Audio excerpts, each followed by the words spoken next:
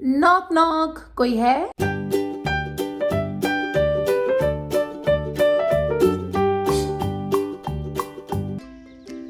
Hello everyone and welcome to my channel. आज के इस वीडियो में जैसा कि आप टाइटल में देख रहे हैं, हम सीखने वाले हैं हम हमारे यूक को कैसे ट्यून करें और हम देखेंगे कि स्टैंडर्ड यूकुलेले ट्यूनिंग कैसी होती है। तो सबसे पहले मैं आपको इस वीडियो में स्ट्रिंग्स के नंबर बताने वाली हूँ। तो स्ट्रिंग्स की जो नंबरिंग है वो नीचे से ऊपर की तरफ शुरू होती है, यानी कि this is string number 1 and this is string number 4। So basically हमारे जो स्ट्रिंग्स के नंबर है वो कुछ इस तरह से होंगे। This is string number 4, this is string number 3, this is string number 2 and this is string number 1। Clear? फिर से एक बार रिपीट कर देती हूँ। 4, 3, 2 एंड 1। ठीक है, अब हम देखेंगे कि ये जो चारों स्ट्रिंग है उनकी स्टैंडर्ड ट्यूनिंग किस तरह से होती है। तो जब भी हम ट्यूनिंग देखते हैं तो उसके लिए एक सिंपल सा फॉर्मूला है विच इज GCE-A, और ये जो GCE-A फॉर्मूला है वो शुरू होता है स्ट्रिंग नंबर 4 से, यानी कि जो आपकी फोर्थ स्ट्रिंग है वो G पे ट्यून्ड होगी, थर्ड स्ट्रिंग जो है वो C पे ट्यून्ड होगी, देन सेकेंड स्ट्रिंग जो है वो E पे ट्यून्ड होगी और जो फर्स्ट स्ट्रिंग है वो A पे ट्यून्ड होगी। तो आगे अब हम देखेंगे कि what is tuning of ukulele. Ukulele को ट्यून करना मतलब अभी जो हमने स्टैंडर्ड ट्यूनिंग सीखी which is GCE and A, ये GCE-A को हमें याद रखना जरूरी है, इसको याद कर लेना, ठीक है, क्योंकि इसी नंबरिंग में, इसी हिसाब से, इसी सीक्वेंस में हमें हमारी स्ट्रिंग्स को हमेशा ट्यून रखना होगा। ठीक है, तो ये इस तरह से स्टैंडर्ड जो ट्यूनिंग है GCE-A उसके साथ हमें हमारे यूक की ट्यूनिंग को मैच करना है, इसे कहते हैं ट्यूनिंग ऑफ यूकुलेले। अब हम सीखेंगे कि कौन से ट्यूनिंग पेग को हमें कौन सी स्ट्रिंग को ट्यून करने के लिए घुमाना है। ठीक है, तो बेसिकली हमारे पास 4 स्ट्रिंग्स है और ये 4 ट्यूनिंग पेग्स है, और हर एक जो ट्यूनिंग पेग है वो किसी एक स्ट्रिंग के साथ कनेक्टेड है। तो हम देखेंगे कि कौन सी स्ट्रिंग को ट्यून करने के लिए हमें कौन सी ट्यूनिंग पेग को घुमाने की जरूरत होती है। तो ये जो फोर्थ स्ट्रिंग है, आप इसको फॉलो करके भी देख सकते हैं इस तरह से। ये जो स्ट्रिंग है वो इस वाले ट्यूनिंग पेग के साथ, यानी कि इस ट्यूनिंग पेग को अगर हम घुमाएंगे क्लॉकवाइज या एंटी क्लॉकवाइज तो इस स्ट्रिंग की जो ट्यूनिंग है वो चेंज हो जाएगी। तो अब मैं आपको बताती हूँ कि कौन सी स्ट्रिंग से, कौन से ट्यूनिंग पेग से हम कौन सी स्ट्रिंग को ट्यून कर सकते हैं। अगर हमें फोर्थ स्ट्रिंग ट्यून करनी है तो हम ये वाले ट्यूनिंग पेग को टर्न करेंगे। अगर हमें थर्ड स्ट्रिंग को ट्यून करना है तो ये जो ट्यूनिंग पेग है वो थर्ड वाली जो स्ट्रिंग है उसके साथ कनेक्टेड होता है। अब हम देखते हैं जो ये सेकेंड स्ट्रिंग है वो नीचे वाला, जो ये वाला बाहर की साइड का जो ट्यूनिंग पेग है, इससे हम ये सेकेंड वाले को कर सकते हैं, और ये यूक के जो राइट साइड वाला जो ट्यूनिंग पेग है नीचे की तरफ का, उसको घुमा के हम हमारी फर्स्ट स्ट्रिंग को ट्यून कर सकते हैं। ठीक है, अब किसी भी ट्यूनिंग पेग को हम 2 डायरेक्शन में मूव कर सकते हैं विच इज क्लॉकवाइज और एंटी क्लॉकवाइज। तो कब हमें क्लॉकवाइज घुमाना है या कब हमें एंटी क्लॉकवाइज घुमाना है वो डिपेंड करता है कि अभी करंटली हमारी जो स्ट्रिंग है वो कौन सी नोट पे ट्यून्ड है। ठीक है, तो सबसे पहले हम ये देखेंगे कि क्लॉकवाइज घुमाना और एंटी क्लॉकवाइज घुमाना क्या होता है। तो क्लॉकवाइज और एंटी क्लॉकवाइज देखने का हमारा जो पॉइंट ऑफ व्यू होगा वो यहाँ ट्यूनिंग पेग के ऊपर से होगा। अभी जैसे मैं ऊपर से देख रही हूँ, आपको मैं दिखा दूँ, इस तरह से कुछ ऐसा एंगल बनेगा हमारा।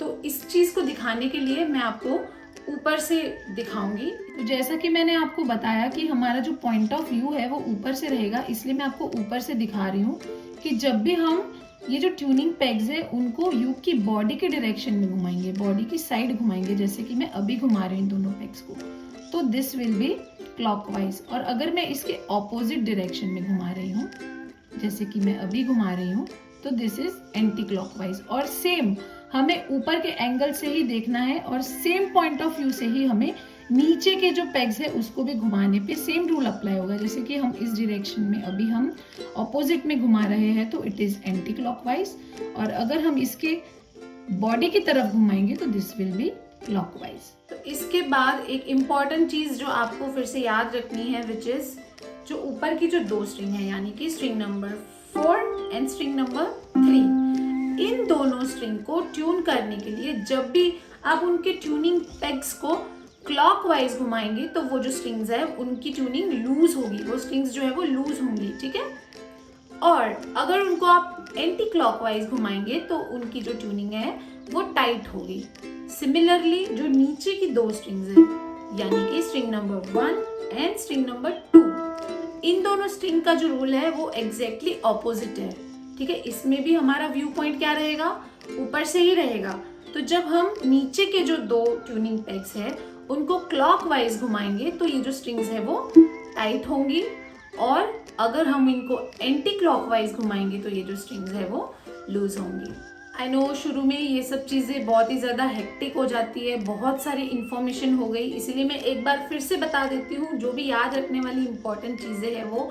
फर्स्ट ऑफ ऑल हमारी स्ट्रिंग्स के नंबर नीचे से ऊपर शुरू होते हैं, यानी कि this is string number 1, then this is 2, then this is 3 and this is the 4th string. इसके बाद हमारी स्ट्रिंग्स का जो स्टैंडर्ड ट्यूनिंग है ऊपर से नीचे देखा जाए तो it is G, C, E and A। हमें G, C, E, A को याद कर लेना है, ठीक है।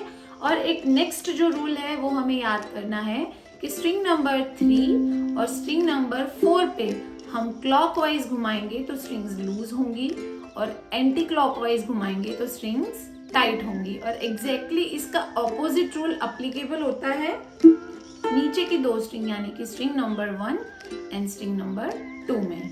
तो लोड्स ऑफ इंफॉर्मेशन के बाद अब हम हमारा यूक एक्चुअली ट्यून करने वाले हैं। तो यूक को ट्यून करने के बहुत सारे अलग अलग तरीके होते हैं, बट एक सबसे सिंपल तरीका जो है जो हम ऐप से करने वाले हैं, विच इज हम कोई भी ऐप ले सकते हैं, जो भी ट्यूनर ऐप होते हैं प्ले स्टोर में आप सर्च कर सकते हैं, यूकुलेले ट्यूनर या फिर एनी ट्यूनर, गिटार ट्यूनर भी चलता है, बट बिकॉज मैं गिटार भी प्ले करती हूँ तो मेरे पास एक ट्यूनिंग ऐप है, मैं उसी को प्रेफर करती हूँ, which is sound corset tuner. तो मैं ये वाले ऐप से आपको ट्यून करना सिखाऊंगी, एंड सारे ऐप का जो यूज़र इंटरफेस होता है वो बहुत ही ज़्यादा सिमिलर होता है, तो आप कोई भी ट्यूनर ऐप यूज़ कर सकते हैं अपनी चॉइस का, नॉट एन इश्यू। तो जैसा कि आप लोग स्क्रीन पे देख पा रहे होंगे मेरी मोबाइल स्क्रीन को, there is an app called sound corset. तो सबसे पहले मैं उस ऐप को ओपन करूँगी अपने फ़ोन में, और यहाँ पे आप देख सकते हैं कि ट्यूनिंग का जो पेज है वो खुल रखा है। यहाँ पे बीच में एक बहुत बड़े एक लेटर लिखा हुआ है, अभी बी दिख रहा है फिलहाल। तो आपको एक चीज़ याद रखनी है हमेशा कि जब भी आप ट्यून करते हैं, एक्चुअल में ट्यूनिंग करेंगे, जब हम ट्यूनिंग पैक को घुमा रहे होंगे उस टाइम पे नॉइस ही नहीं होना चाहिए आपके आसपास, ठीक है। ना कोई म्यूजिक चलना चाहिए, ना आपको कुछ बात करनी है, आपको चुप रह के ट्यून करना है, ताकि जब भी आप किसी स्ट्रिंग को पिक करोगे तो उस टाइम पे जो फोन है, फोन का जो माइक्रोफोन है, वो उसके एग्जैक्ट नोट को कैच कर पाए। अब हम सीखेंगे हमारी 4th स्ट्रिंग को सबसे पहले ट्यून करना। तो 4th स्ट्रिंग को सबसे पहले हम इस तरह से हमारे थंब से पिक करेंगे, ठीक है, प्ले करेंगे इसको, और आप स्क्रीन पे देख सकते हैं कि अभी यहाँ पे मैं चुप होके एक बार चेक करती हूँ,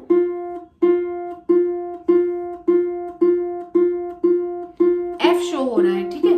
तो अब हमारा जो स्टैंडर्ड ट्यूनिंग है उसके हिसाब से हमें इसको G पे सेट करना है, ठीक है। तो G पे सेट करना है, F से G पे जाने के लिए, यानी कि हमें नेक्स्ट नोट पे जाने के लिए क्या करना पड़ेगा, हमारी इस स्ट्रिंग को टाइट करना पड़ेगा हमको, ठीक है। जब भी हमें नेक्स्ट नोट पे जाना हो तो हम स्ट्रिंग को टाइट करते हैं, और जब भी हमें प्रीवियस नोट पे जाना हो तो हम स्ट्रिंग को लूज करते हैं।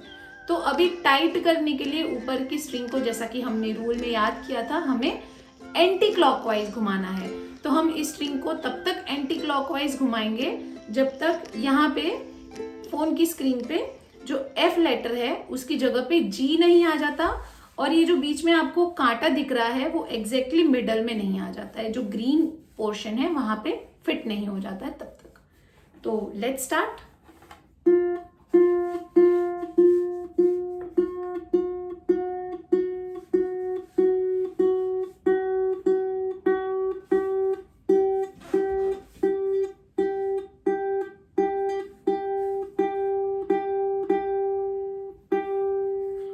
ओके, सो हमने हमारी 4th स्ट्रिंग को फाइनली ट्यून कर लिया है। अब हम चेक करेंगे हमारी 3rd स्ट्रिंग की ट्यूनिंग।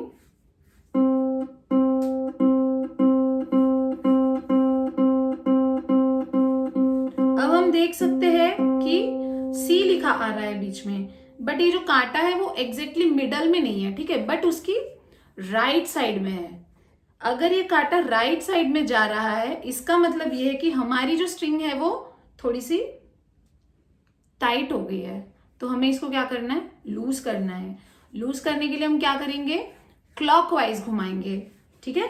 तो चलिए अब हम चुप रह के 3rd स्ट्रिंग को भी हमारी ट्यून कर लेते हैं।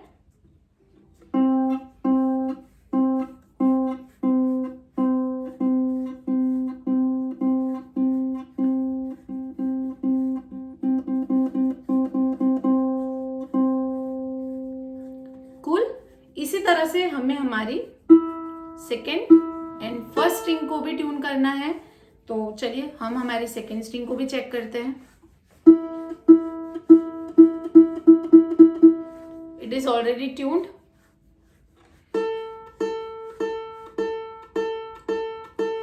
जो 1st स्ट्रिंग है वो राइट साइड में है, यानी कि टाइट है, और हमको इसको करना है लूज। अब हम जो 1st स्ट्रिंग पे कभी भी किसी स्ट्रिंग को लूज करना चाहते हैं तो हम क्या करते हैं, एंटी क्लॉकवाइज घुमाते हैं। तो इस पेग को, याद है 1st स्ट्रिंग का पेग कौन सा है, ये वाला है, इसी पेग को घुमाना है। किसी और पेग को अगर हम गलती से घुमा देंगे तो क्या होगा, उसके साथ कनेक्टेड जो स्ट्रिंग है वो डिट्यून हो जाएगी। तो हमें याद रखना है कि हम जिस स्ट्रिंग को चेक कर रहे हैं उसी के साथ कनेक्टेड ट्यूनिंग पेग को घुमाना है, ठीक है। तो हम अब इसको एंटी क्लॉकवाइज घुमाएंगे और इसको ट्यून करेंगे।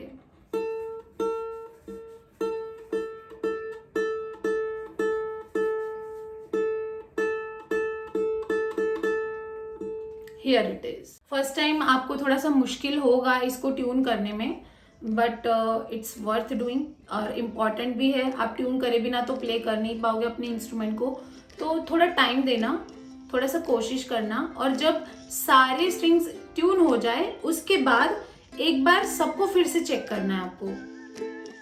एक और इम्पॉर्टेंट चीज आपको याद रखनी है कि जब भी आप अपना यूक लेके बैठोगे तो आप कुछ भी प्ले करो उससे पहले आपको चेक करना है कि आपका यूक ट्यून्ड है या नहीं है। थोड़ा बहुत स्ट्रिंग्स यूज के साथ साथ लूज या टाइट हो जाने की वजह से, पेग्स गलती से घूम जाने की वजह से डिट्यून हो जाता है। तो जब भी आप प्ले करना शुरू करो उससे पहले मेक श्योर कि आपका जो यूक है वो ट्यून्ड हो। और जब आपका यूक नया होता है या फिर आप जब नई स्ट्रिंग्स इसमें चेंज करते हैं तब क्या होता है, बहुत ही जल्दी और बहुत ही फ्रीक्वेंटली डिट्यून होता है। तो शुरू में आपको इसको बार बार ट्यून करना पड़ेगा और एक टाइम के बाद फिर उतना फ्रीक्वेंटली इसको ट्यून करने की ज़रूरत नहीं पड़ती है। बट फिर भी जब भी आप प्ले करना शुरू करें उससे पहले इसको ट्यून करें, इसके ट्यूनिंग को चेक करें और उसके बाद ही प्ले करें, ठीक है। और जब भी ये ट्यून हो जाएगा उसके बाद हम ईयर से भी इनको चेक कर सकते हैं। हमें एक रफली आइडिया लग जाता है कि ये ट्यून है या नहीं है, which is like this. It sounds like my dog is free. मैं ऐसे करके इसको कान से भी सुन के चेक कर लेती हूँ कि मेरा रफली तो ट्यून है ना यूक। सो फाइनली हम सब ने सीख लिया कि हमें हमारे यूक को ट्यून कैसे करना है। तो आप अपने यूक को भी ट्यून करिए और फिर हम मिलेंगे हमारे नेक्स्ट वीडियोस में। आज का वीडियो थोड़ा सा लंबा हो गया बट डजेंट मैटर, क्योंकि it is very important to know how to tune your uke. तो अभी तक हमने मेरे चैनल में यूक को होल्ड करना सीख लिया है और यूक को ट्यून करना भी सीख लिया है, ठीक है। तो फिर हम नेक्स्ट वीडियो में एक स्टेप और आगे बढ़ेंगे और हम देखेंगे कि हम किस तरह से स्ट्रिंग्स के नंबर से या फ्रेट के नंबर से पर्टिकुलर नोट को ढूंढ सकते हैं। चैनल को अगर सब्सक्राइब नहीं किया है तो सब्सक्राइब जरूर करें और बेल के आइकन को क्लिक करना ना भूलें। फिर मिलेंगे हमारे नेक्स्ट वीडियो में, तब तक के लिए चाओ चाओ।